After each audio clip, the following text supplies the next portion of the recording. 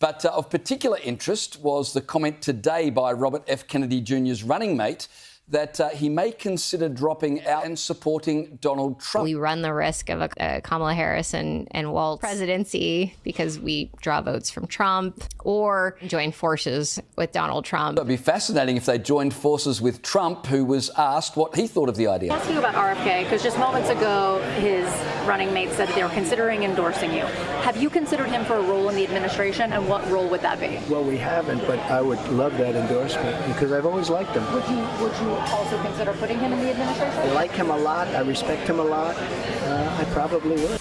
Months ago, I launched my campaign for President of the United States. As a Democrat, the party of my father, my uncle, the Democrats were the champions of the Constitution, civil rights, stood against authoritarianism, against censorship, and unjust wars. We were the party of labor, of the working class, of government transparency, and of the environment, a bulwark against big money interests and corporate power, the party of democracy. So I left that party in October because it had departed so dramatically from the core values that I grew up with. It had become the party of war, censorship, corruption, big pharma, big tech, big ag, and big money.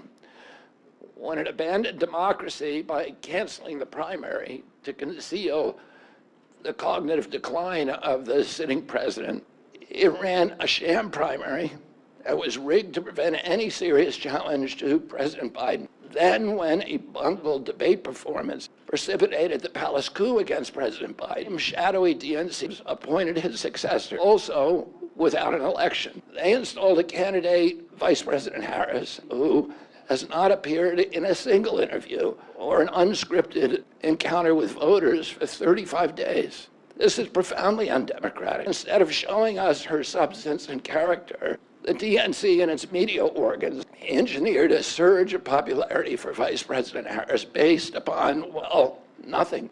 No policies, no interviews, only smoke and mirrors in a highly produced Chicago circus. They did it by weaponizing the government agencies. They did it by abandoning democracy. They did it by suing the opposition and by disenfranchising American voters. It also justifies their censorship on the grounds of combating misinformation. Are we really still a role model for democracy, or have we made it a joke? Many months ago, I promised the American people that I would withdraw from the race if I became a spoiler. A spoiler is someone who will alter the outcome of the election but has no chance of winning. And I'm suspending my campaign activities. By staying on the ballot in the battleground states, I would likely hand the election over to the Democrats. And now, to throw my support to President Trump. President Trump was anxious to talk to me to explore avenues of cooperation. In a series of discussions, I was surprised to discover that we are aligned on many key issues. Joining the Trump campaign will be a difficult sacrifice for my wife and children, but worthwhile if there's even a small chance of saving our country. Thank you all very much.